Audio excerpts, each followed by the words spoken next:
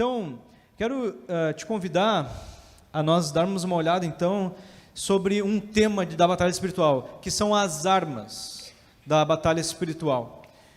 Eu trouxe ali uma foto, vamos dar uma olhada. A Tati, quase todos vocês já conhecem, né?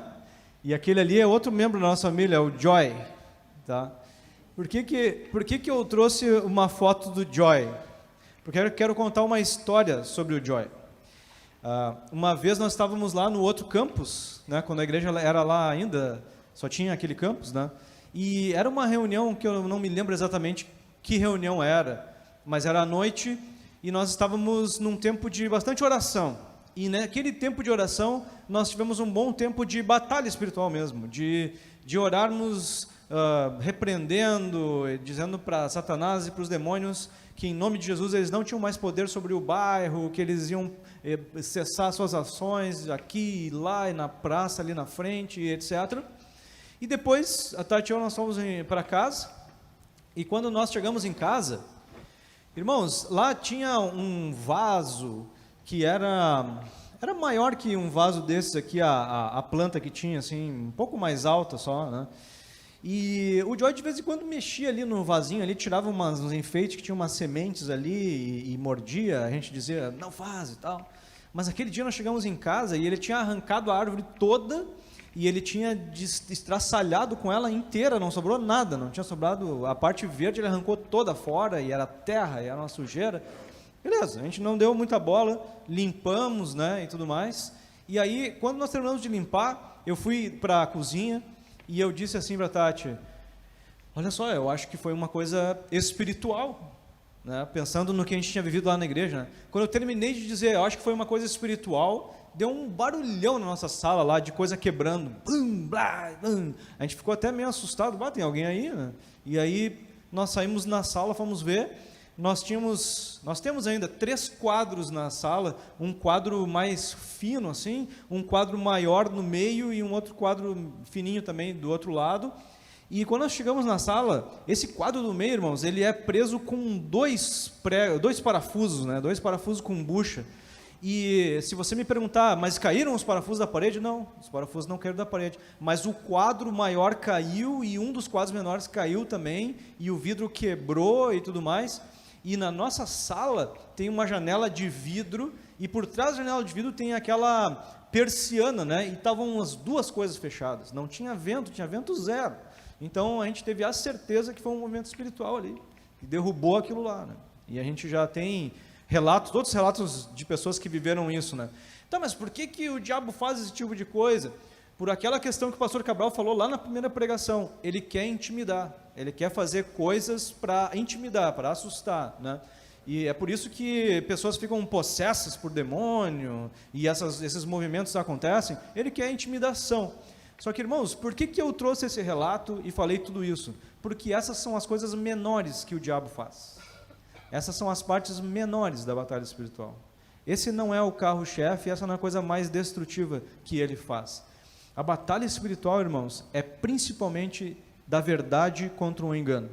O que o diabo mais faz e o que ele mais usa para destruir é a mentira, é o engano.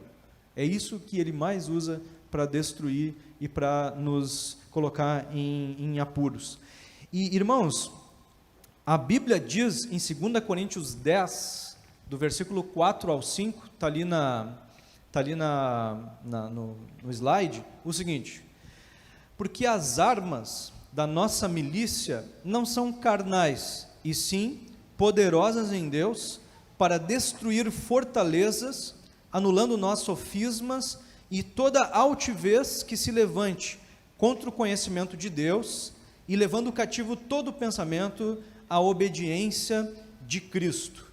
Então, irmãos, esse texto está dizendo claramente que as armas que a gente precisa usar não são humanas, não são carnais, são espirituais, e elas servem para destruir fortalezas e destruir sofismas, que são enganos disfarçados de verdade.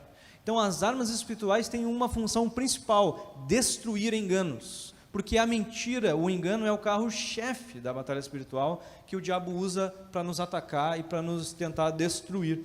Então, as armas espirituais, essa é a primeira verdade de hoje, elas destroem sofismas, elas destroem enganos. E a batalha espiritual, irmãos, é a verdade contra o engano. Esse é um bom resumo da batalha espiritual, verdade contra o engano. Tá, mas explica mais sobre isso.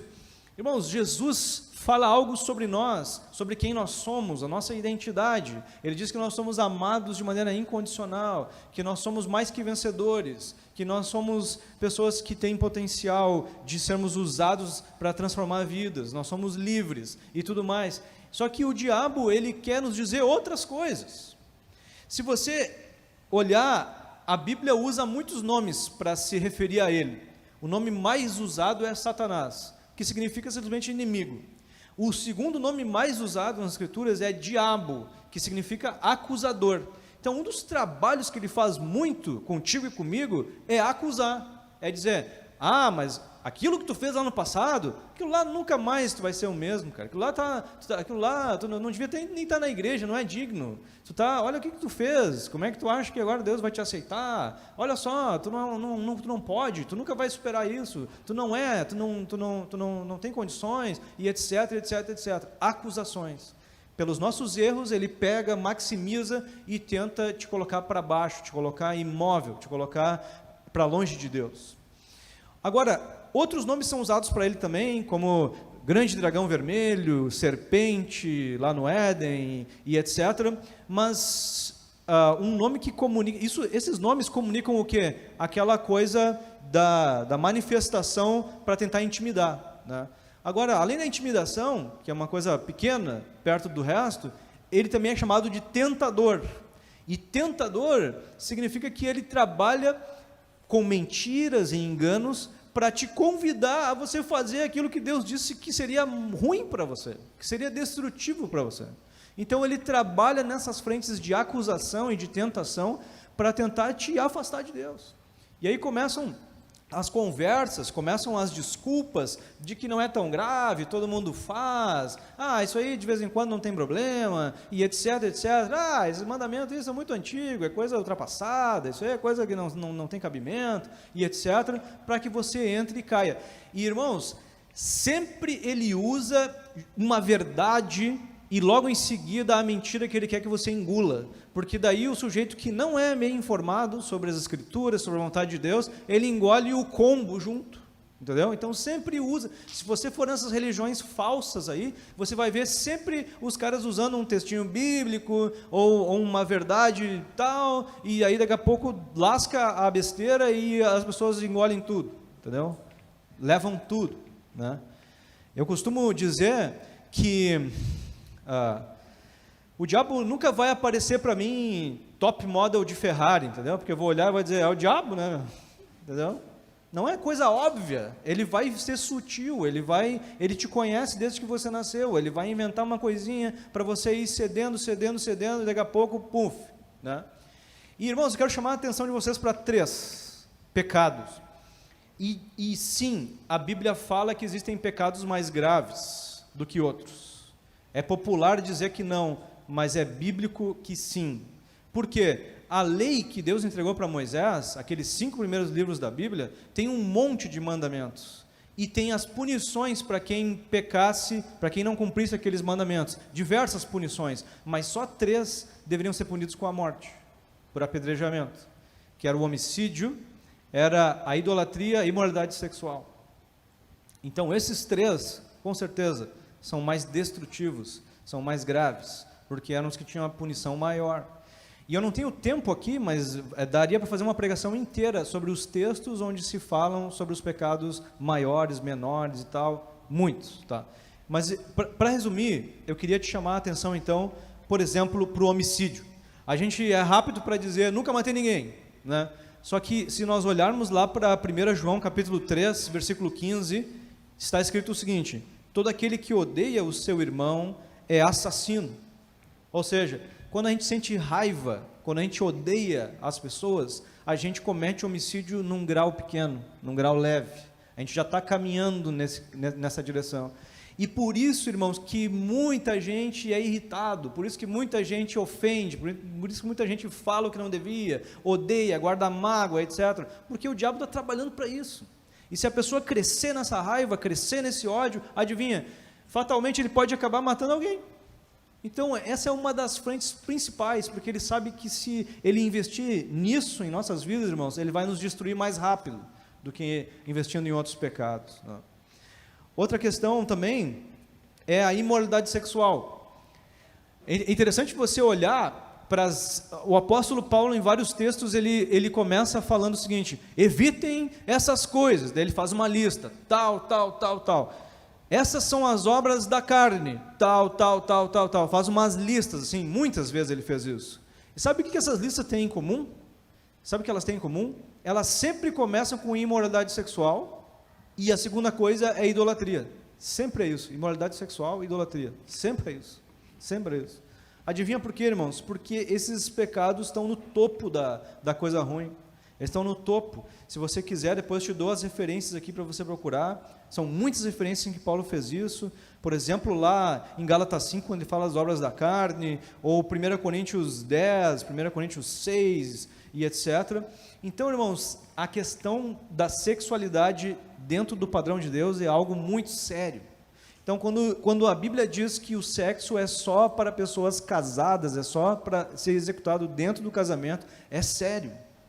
Se você procura o sexo em pornografia, em masturbação, em outras relações fora do casamento, cuidado, o diabo está vencendo batalhas na tua vida. Então, foge disso, cuidado com essa área.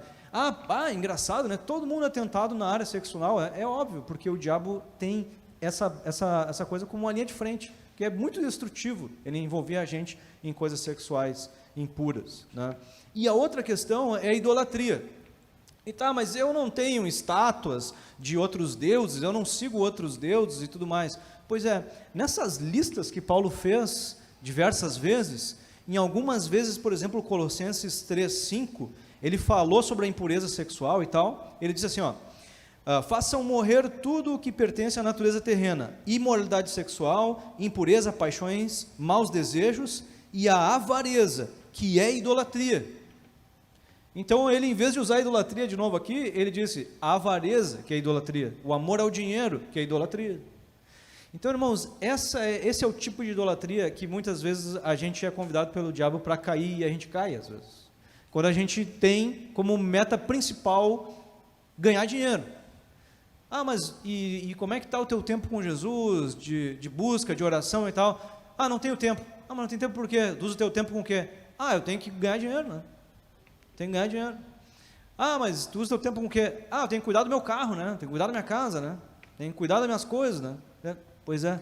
Então, quem que é o Deus na história agora? A gente acaba caindo em idolatria, irmãos. A gente acaba valorizando mais o dinheiro, as coisas, do que Jesus. Esse é um baita investimento que o diabo tem feito, e ele tem ganho várias vitórias, várias batalhas contra nós, quando ele consegue fazer a gente entrar nessa, de não ter tempo para Jesus, porque tem que correr atrás do dinheiro, né? Então é um sofisma que a tua atividade principal é ganhar dinheiro, né? É um sofisma, é um engano, que ele vai tentar te fazer cair, né? Vai tentar fazer você cair nisso, né? É engraçado que eu vi há uns anos atrás o piloto de Fórmula 1, Alex Dias Ribeiro, que é um brasileiro, falando lá numa conferência, ele é cristão agora, né? E ele disse que quando ele era piloto, as pessoas perguntavam quem ele era, e ele sabia responder de cara: sou piloto de Fórmula 1, sou piloto de Fórmula 1. Só que ele teve um dia que acabou isso, e dele não sabia mais quem ele era, não sabia mais quem ele era. E ele veio dizer para nós o seguinte: meus irmãos, hoje eu sei melhor do que nunca quem eu sou, e não é o que eu faço, é quem eu sigo. Eu sou cristão, eu sou um seguidor de Jesus Cristo. Essa é a minha coisa principal. O resto é detalhe. Quem eu sou é um seguidor de Jesus Cristo. Ele é minha prioridade, né? Ele é a coisa maior que eu tenho para fazer, né? Irmão, se a gente voltar a dar uma olhada naquele texto lá, o primeiro que eu li, de 2 Coríntios 10, lá disse também que as armas destruíam fortalezas, anulavam sofismas e toda altivez. é uma coisa que a gente precisa se preocupar, irmãos. A altivez, a autossuficiência, eu achar que eu resolvo as coisas, que eu faço tudo sozinho, é um perigo. Isso também é uma forma de se afastar de Deus, de tornar você mesmo o seu Deus, né? Então a gente precisa ter esse cuidado. E as armas espirituais servem para isso também, para que a gente entenda que a gente precisa de Jesus, a gente depende dele. A gente vai perder vergonhosamente as batalhas espirituais se eu não estiver em dependência de Jesus, em confiança nele e não em mim, né? Como a gente tem dito, nós somos pessoas em recuperação e Jesus é que é o nosso porto seguro, né? E então a vitória contra o engano vai vir como? Quando eu estiver me relacionando com a verdade, eu estiver me enchendo da verdade, que é Jesus. Jesus é a verdade. Ele disse lá no texto que vocês conhecem: eu sou o caminho, a verdade e a vida.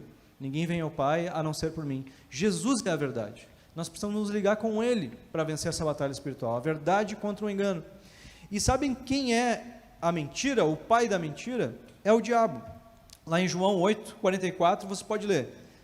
Jesus estava dando uma palavra bem dura para algumas pessoas lá, dizendo: vocês são do diabo, que é o pai de vocês, e querem satisfazer os desejos dele. Ele foi assassino desde o princípio e jamais se firmou na verdade, porque nele não há verdade. Quando ele profere mentira, fala do que ele é próprio, porque ele é mentiroso e pai da mentira. Então, irmãos, esses textos para mim esclarecem mais ainda que a nossa batalha é da verdade contra o engano. Só que, sabe uma coisa? Se o diabo quiser nos enganar, ele vai conseguir. Nós só vamos deixar de ser enganados por ele se nós estivermos vinculados com Jesus todos os dias. Se nós estivermos tendo contato com Jesus intenso todos os dias, se nós estivermos ouvindo da verdade de Jesus, nos enchendo da verdade dele todos os dias, só assim nós vamos conseguir vencer espiritualmente, vencer as batalhas espirituais. Então quero te encorajar fortemente a você pensar sobre isso. Eu preciso me vincular com Jesus, que é a verdade. Senão, o diabo, que já vive há muitos milhares de anos, ele vai conseguir vir com sutilezas, com enganos, com mentirinhas e me levar para longe de Deus, para longe de Jesus. Então, diariamente é tempo de buscar a verdade. E a segunda lição de hoje para nós é que o primeiro engano, então a nossa batalha espiritual é contra o engano, as armas espirituais é para destruir sofismas. E qual que é então o nosso primeiro engano? Nosso primeiro engano é o muro da indiferença. O primeiro engano a ser vencido é a indiferença. Indiferença com relação a quê? Indiferença com relação às coisas espirituais, com relação à guerra espiritual. A guerra espiritual. É o maior risco que a gente corre, viver uma vida sem dar bola, sem esquecer que está na guerra espiritual, viver uma vida de indiferença espiritual. Em 1 Pedro 5,8, tem um texto muito importante que diz: sejam sóbrios, ou seja, não durmam, não se distraiam, sejam sóbrios, vigiem. O diabo, o inimigo de vocês, anda ao redor como um leão, rugindo e procurando a quem possa devorar. Então Pedro está chamando a atenção: vocês precisam se acordar todos os dias e lembrar que tem leão em volta, tem guerra acontecendo. Então sejam sempre sóbrios, não se distraiam, lembrem que tem leão ao redor. Então se precisa se preparar com a verdade, precisa se preparar com a verdade, porque isso pode te salvar o dia, né? E depois, o 2 Coríntios 2,11, é o segundo texto que eu quero ler, diz: a fim de que Satanás não tivesse vantagem sobre nós, pois não ignoramos as suas intenções. Nesse contexto, Paulo estava falando sobre a importância de perdoarem a si, uns aos outros e tal, dizendo para que Satanás não tenha vantagem sobre nós, porque a gente não ignora as suas intenções, a gente não ignora as suas intenções. Então a gente precisa reconhecer a existência dessa batalha e não ignorar isso, né? Tem uma história, uma ilustração que muita gente usa, que a primeira vez que eu ouvi foi o meu primo, quando eu estava pregando lá no nosso outro campus lá, ele também é pastor em Santa Catarina. A primeira vez que eu ouvi foi ele falando, ele disse que nós deveríamos imaginar dois terrenos, um terreno de Jesus e um outro terreno do diabo, e que no meio um muro separa os dois terrenos. E ele contou que na história, Satanás estava lá até meio descansado lá, e alguns do terreno dele estavam subindo no muro. Muitas pessoas estavam subindo do terreno de Satanás no muro. E aí alguém foi lá perguntar para Satanás o seguinte: olha só, os caras estão subindo no muro, o pessoal do teu terreno está indo para cima do muro lá, tu não está preocupado com isso? E ele disse, não te preocupa, o muro é meu também, né? O muro é meu. Ou seja, se você está vivendo a indiferença, significa que você está fazendo o que ele gostaria que você fizesse. Satanás tem movido, irmãos, a nossa sociedade para pensar cada vez mais que a existência de Satanás e de demônios é coisa de filme, é coisa que não existe, é besteira, entendeu? É coisa ilusória, não existe, ignora, seja indiferente a isso. Esse é o trabalho que ele quer que se conclua em nós, que a gente fique diferente, que a gente viva como se não existisse o mundo espiritual maligno. E, irmãos, eu fiquei pensando sobre essa ilustração essa semana, e eu tenho convicção, irmãos, que a maior parte das pessoas que Satanás tem estão em cima do muro. Ele nem tem tanta gente no terreno dele, ele tem mais gente mesmo na indiferença, no muro, achando que, não tem nada a ver, e ele acaba então levando as pessoas a fazerem o trabalho dele, a vontade dele. No muro estão a maior parte das pessoas.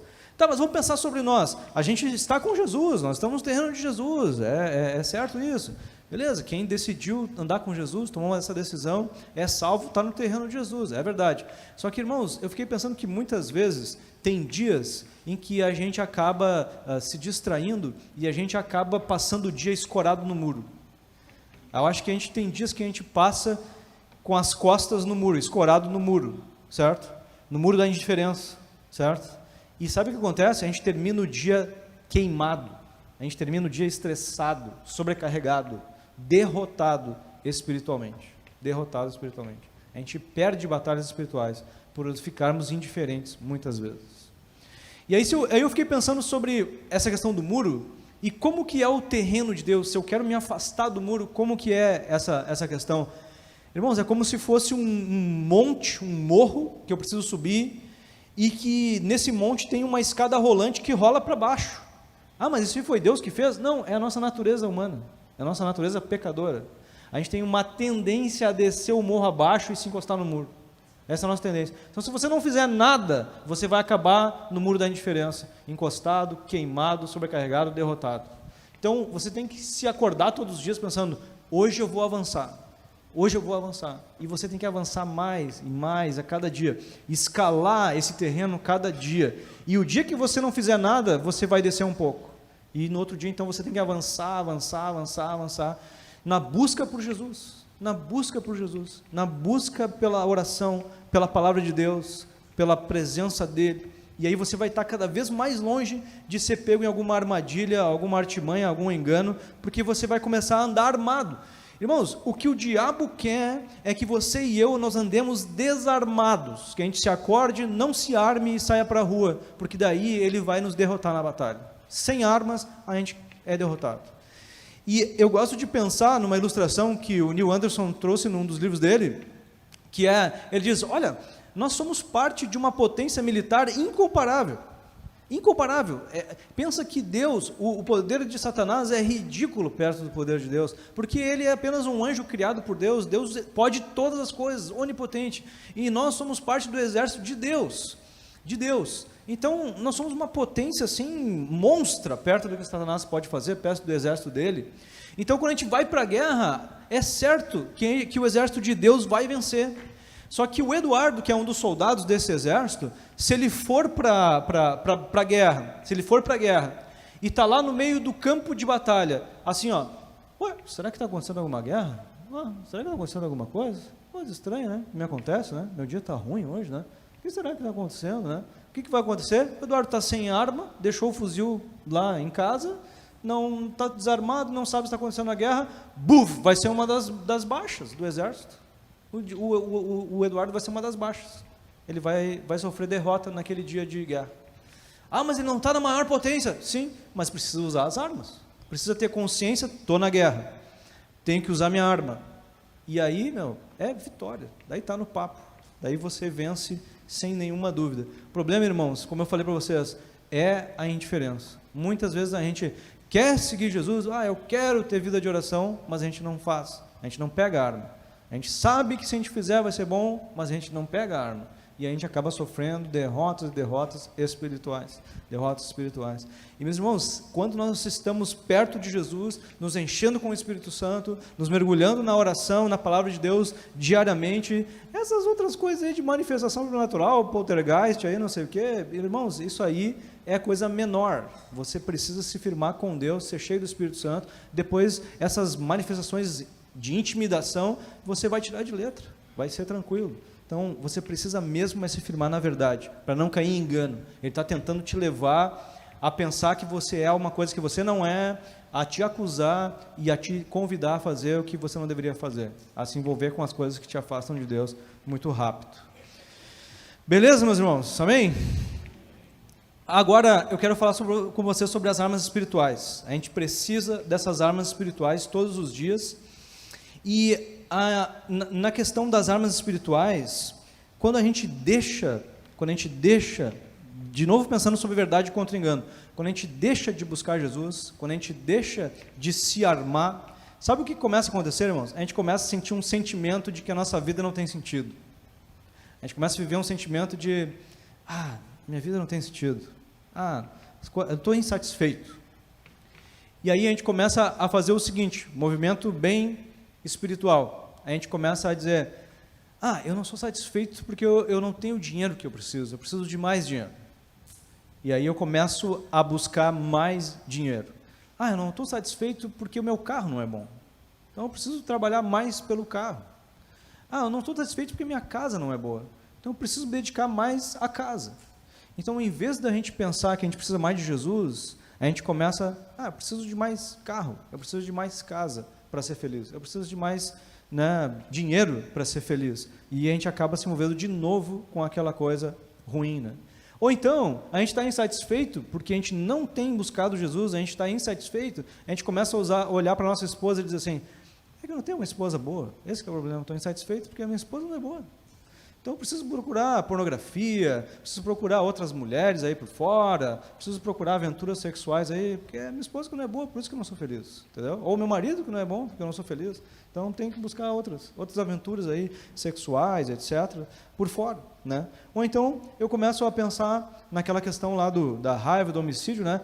Sabe por que eu não sou feliz? Porque eu sou muito bonzinho, eu vou começar agora, não vou engolir sapo mais, agora eu vou mostrar como é que é, agora eu vou dar o troco, agora eu vou xingar, agora eu não vou ser mais bobo de ninguém. E aí o cara começa a xingar, a se enlouquecer, a atacar e tudo mais. É a reação que eu, irmãos, vivi por muitos anos, entendeu? E tenho ainda resquícios disso, achando que esse contra-ataque vai trazer satisfação, vai resolver as coisas. Então, irmãos, a gente se afastar de Jesus, a gente não ter essa busca diária por Jesus, vai deixando a gente cada vez mais enterrado. A gente começa a trabalhar cada vez mais pelas coisas erradas e as derrotas espirituais se multiplicam. Então, a gente precisa muito dele todos os dias, para que ele nos mostre a verdade, para que ele diga quem nós somos e a gente se firme, então, nas armas espirituais e vença a batalha. Se tu puder abrir a tua Bíblia, eu queria ler agora um último texto aqui, de Efésios 6, muitos conhecem. No capítulo 6, o apóstolo Paulo falou sobre armas espirituais, sobre uma armadura. E eu queria olhar rapidinho cada uma delas contigo aqui. A partir do versículo 10, diz assim: quanto ao mais, sejam fortalecidos no Senhor e na força do seu poder. Vistam-se com toda a armadura de Deus, para poderem ficar firmes contra as ciladas do diabo. Porque a nossa luta não é contra o sangue e a carne, mas contra os principados e as potestades, contra os dominadores deste mundo tenebroso, contra as forças espirituais do mal nas regiões celestiais. Por isso, peguem toda a armadura de Deus, para que vocês possam resistir no dia mau, e depois de terem vencido tudo, permanecer inabaláveis.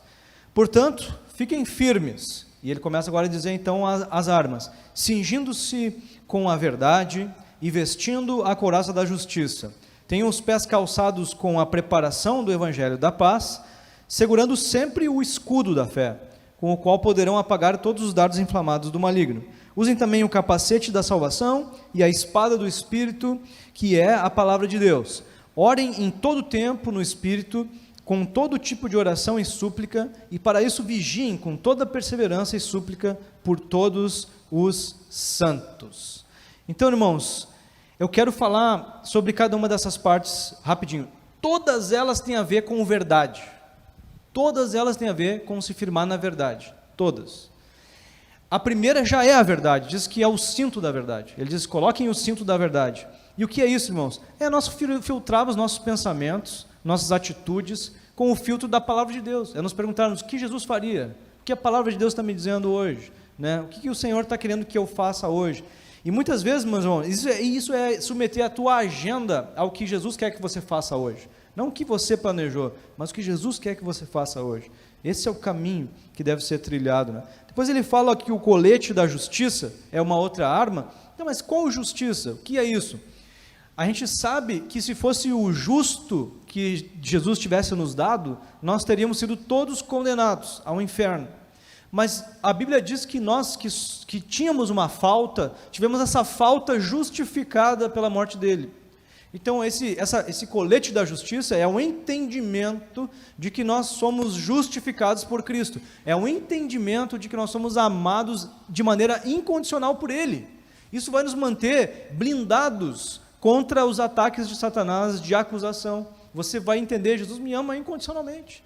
Entendeu? Eu já sou mais que vencedor. O Senhor, Ele me acolheu. Eu tenho que sim viver uma recuperação, mas eu já estou na vida eterna. Jesus me ama, me acolheu como filho e Ele pode me ajudar. Isso vai te deixar livre, meu irmão, para você confessar teus pecados. Não só para Deus, como diz em 1 João 9, mas também para as pessoas, os teus irmãos na fé, como diz em Tiago 5,16, porque esse é o processo que traz cura, restauração. Então, na batalha espiritual é extremamente importante o arrependimento e confissão de pecados. E você só vai fazer isso se você estiver firmado na justiça, na justificação que Jesus te deu, colete da justiça que veio de Jesus para nós, justiça pela graça, justiça que nos justificou, né? Então, a gente precisa do colete da justiça. Depois ele fala calçado do evangelho da paz, ou da preparação do evangelho da paz. Isso significa o quê? Você assumir uma posição de pacificador na vida de qualquer pessoa que seja à tua volta, você ser um pacificador, você pregar a paz. E qual é a parte, o impacto, vamos dizer assim, a dimensão mais profunda de pregar a paz? É pregar Jesus, pregar o evangelho para pessoas. E irmãos, essa não é só uma parte da armadura de defesa, o sapato é algo que te permite avançar. É coisa que faz você avançar contra Satanás. Então, quando você prega o evangelho para pessoas, você fica mais preparado para a batalha espiritual, você ganha mais vitórias espirituais. Então, você precisa promover a paz e pregar Jesus por onde você for. Pregar Jesus.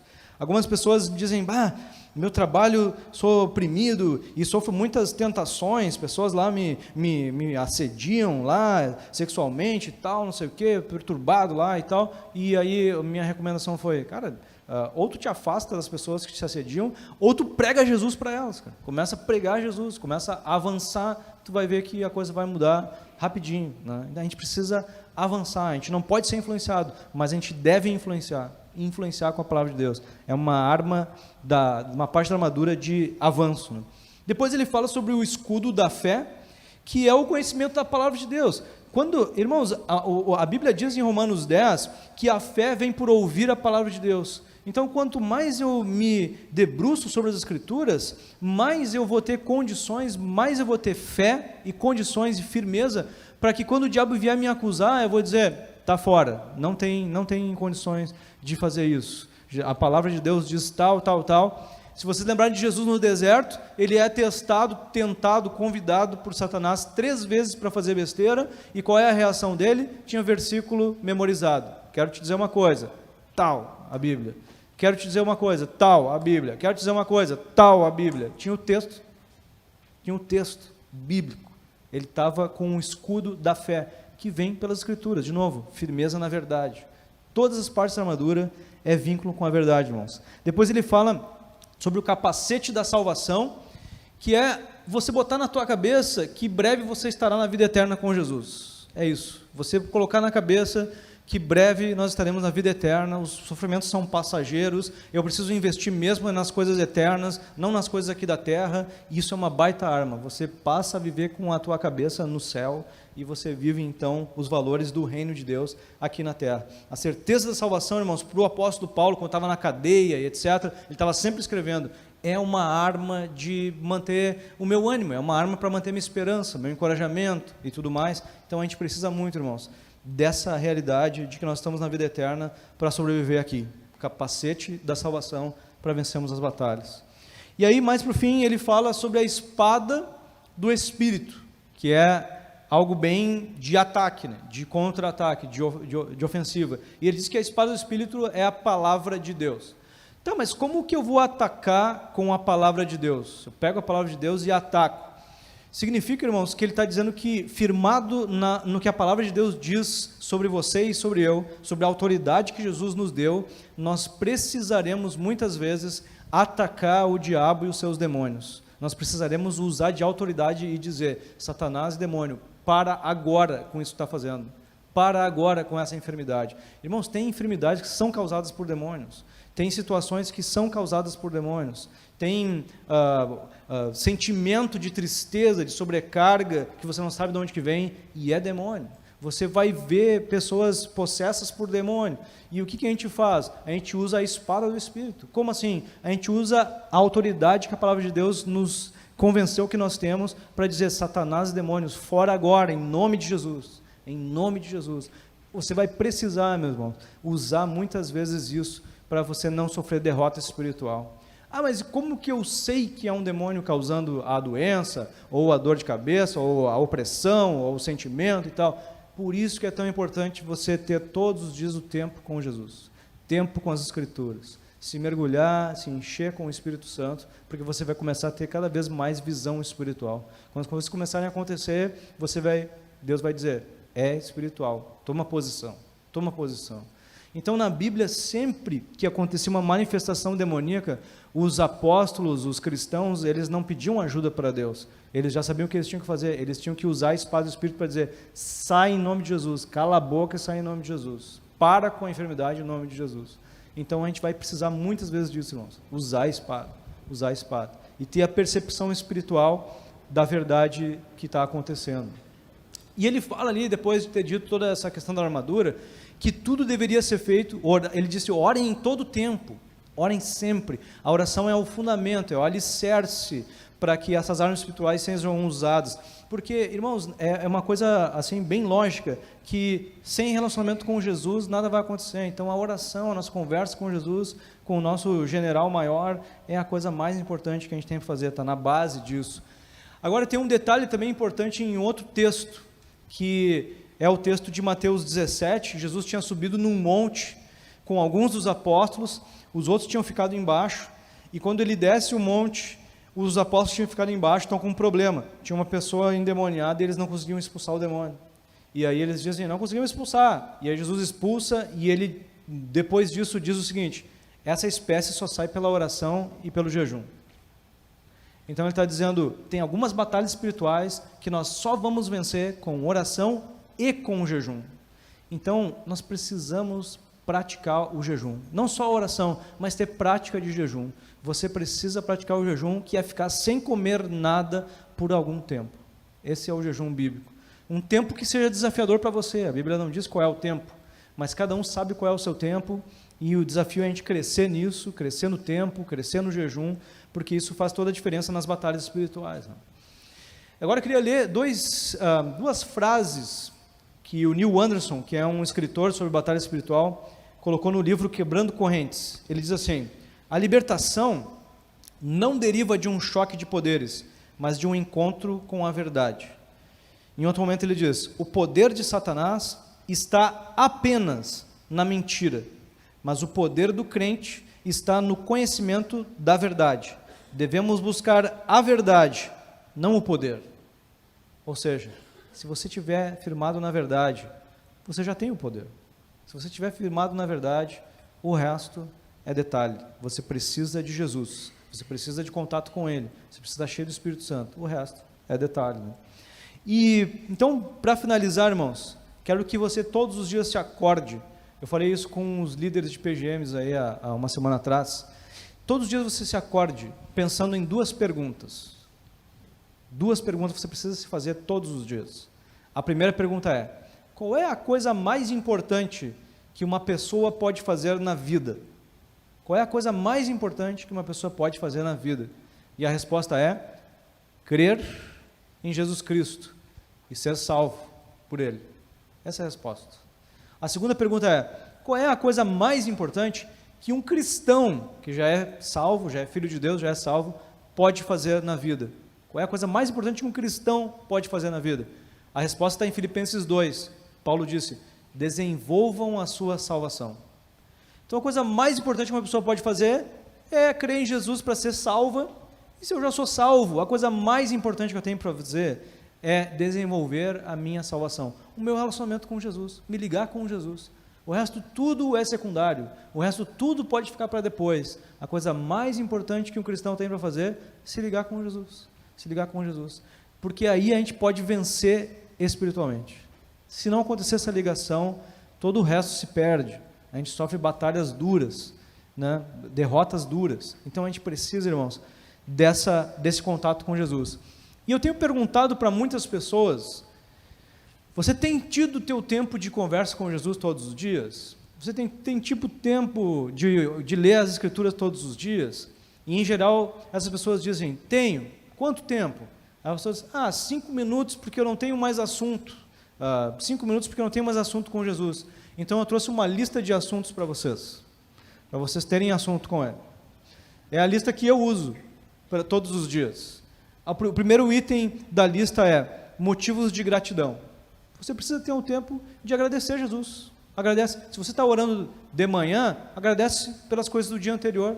Agradece: Jesus, obrigado. E podem ser coisas simples: obrigado pelo tempo de almoço que eu tive com a minha família, obrigado por isso, obrigado por aquilo. Agradece. O segundo momento de pedidos. Algumas pessoas dizem: a gente devia só agradecer. Não é verdade. Ele quer que a gente dependa dele, que a gente diga: Jesus, se tu não me ajudar nisso, não vou conseguir. Se tu não me alcançar isso, não tem condições. Então você pode colocar teus pedidos diante de Deus. Sempre lembrando que a vontade dele é melhor que a nossa. Então eu digo: Jesus, eu queria isso, mas faz a tua vontade, toma conta dessa área aí e tal. A terceira parte, eu falo com Jesus sobre a minha agenda. Então eu tenho planos para aquele dia.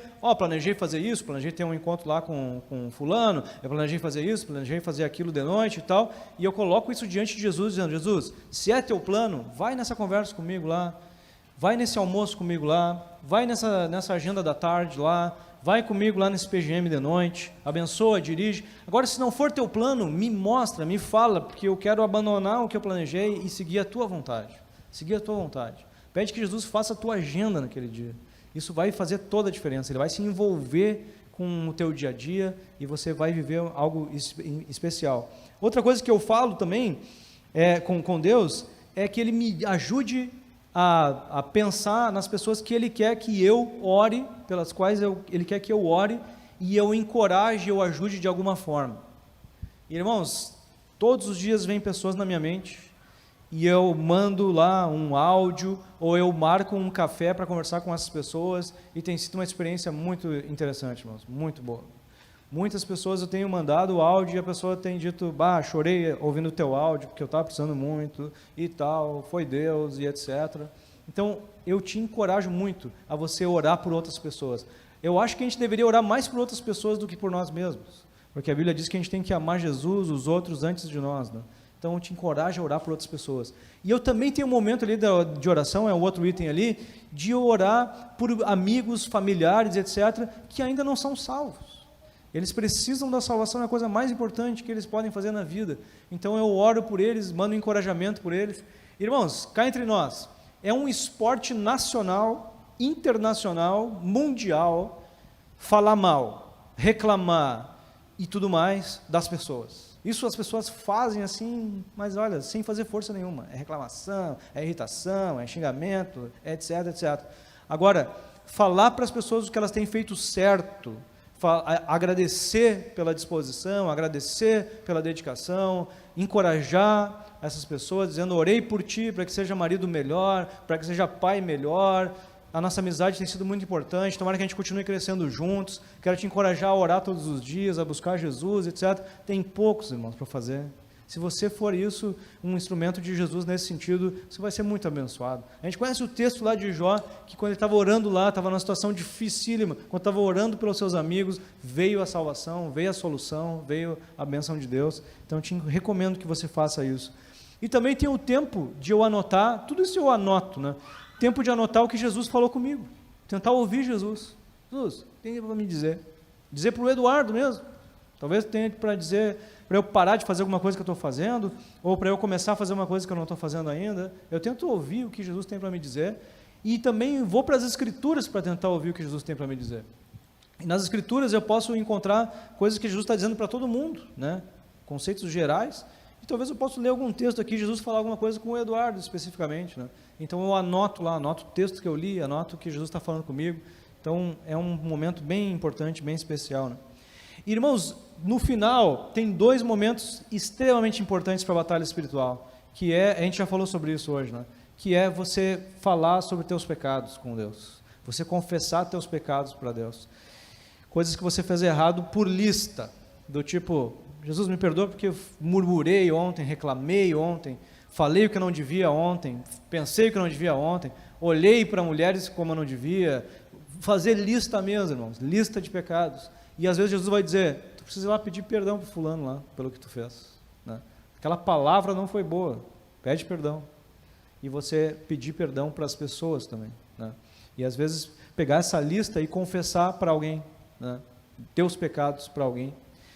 E por fim, irmãos, muitas vezes esse é o item mais difícil de preencher da minha lista. Pessoas que eu preciso perdoar. E aí muitas vezes eu fico pensando: não briguei com ninguém, né? Não estou brigado com ninguém, né? Não tem ninguém. Daí, Jesus, me ajuda com isso. Logo em seguida vem uma pessoa na cabeça. Daí, se a gente perguntar para ele se está brigado comigo, ele vai dizer que não, né? Eu também não estou brigado com ele, né? E Jesus diz: pois é, né? Mas por que tu evita essa pessoa aí, assim, né? Por que tu foge dela, assim, tipo, às vezes tu faz que não viu e tal, né? O que está acontecendo, né? Porque tem coisa que ficou, tem coisa que tu não deixou passar, tem mágoa que está guardada ainda, né? Então Deus me fala essas pessoas e eu digo: é verdade, tem que perdoar. E, irmãos, muitas vezes, não é vergonha isso, as pessoas que você mais vai ter que perdoar são as pessoas que mais convivem com você. Então, eu não acho uma coisa assim: que pecado eu dizer que eu preciso perdoar a Tati, né? Ou que eu preciso perdoar o Ismael, ou que eu preciso perdoar o pastor Cabral, né? E tal. Cara, é porque a gente convive mais com as pessoas e é normal, então, que a gente vá se lascar mais entre nós, entendeu? Porque nós somos pecadores. Então, a gente precisa mais dessa capacidade de pedir perdão, de se perdoar com quem a gente convive mais. Então, nessa lista aí, geralmente vai ter pessoas com quem vocês convivem mais, familiares, etc., para perdoar. Então, bem importante você também orar sobre isso e você ter contato com essas pessoas, deixar passar mesmo e se encontrar com elas e deixar a coisa virar a página e tudo mais, né? Se encontrar com essas pessoas aí. Certo, meus irmãos? Então é isso que eu queria falar com vocês. Quero te encorajar a você se armar espiritualmente todos os dias e lembrar que as armas espirituais vão te ajudar a vencer, principalmente derrotando o engano e se firmando na verdade. E eu quero que você não esqueça que o primeiro engano é a indiferença. É você acordar ignorando que existe uma realidade espiritual, um leão que está tentando te derrubar. Isso vai ser uma possibilidade de você ser derrotado espiritualmente muito forte. Então te firma na verdade, te firma com Jesus todos os dias, guarda essa lista aí se você quiser, usa ela, mas tenha bons momentos de conversa com Jesus, de se capacitar, de se fortalecer, de se armar, para que você então possa perceber o espiritual e vencer espiritualmente cada dia. É muito importante, meus irmãos, a batalha espiritual que nós temos vivido. Então quero te encorajar a você levar isso como prioridade na tua vida, porque vai fazer toda a diferença. Depois você me fala se isso não fez a diferença na sua vida. Todos que eu tenho encorajado e tenho decidido fazer, têm voltado para dizer que tudo mudou, Então eu te encorajo a você viver isso e encoraja quem está na tua volta. Meus irmãos, vocês precisam me encorajar sobre isso, porque eu tenho uma alta inclinação a enfraquecer nessa área. Todos nós temos uma alta inclinação, uma natureza que faz a gente se distrair com as coisas espirituais. Então, nos encorajemos, irmãos, que seja o nosso principal assunto, Jesus e a batalha espiritual que a gente tem vivido todos os dias. Amém? Te convido a gente ficar em pé, fazer um tempo de reflexão sobre isso aí. Jesus, te damos graças por nos lembrar de que temos todas as condições de vencer espiritualmente a cada dia, Senhor. Tu és, Senhor, todo-poderoso, Tu és aquele que pode todas as coisas, e nós somos, Senhor, aqueles que estão no Teu exército, estão contigo, Pai. Te pedimos, Senhor, que Tu continue nos ajudando a não nos distrairmos, Senhor. Nos ajuda, Senhor, a não estarmos encostados na indiferença, Senhor, e sofrendo derrotas espirituais.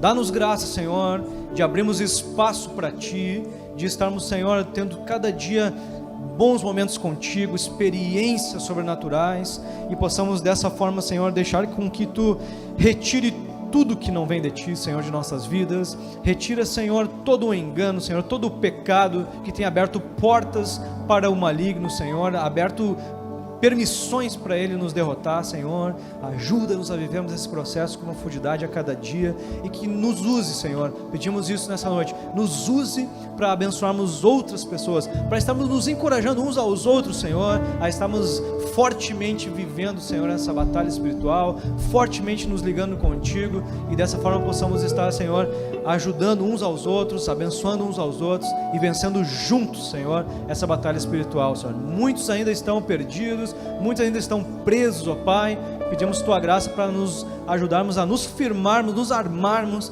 e a podermos assim ajudar outras pessoas. Te damos graças, Pai, por nos falar nessa noite, por nos falar na Tua palavra. Pedimos que Tu nos ajude a guardá-la com a gente, em nome de Jesus. Amém. Amém.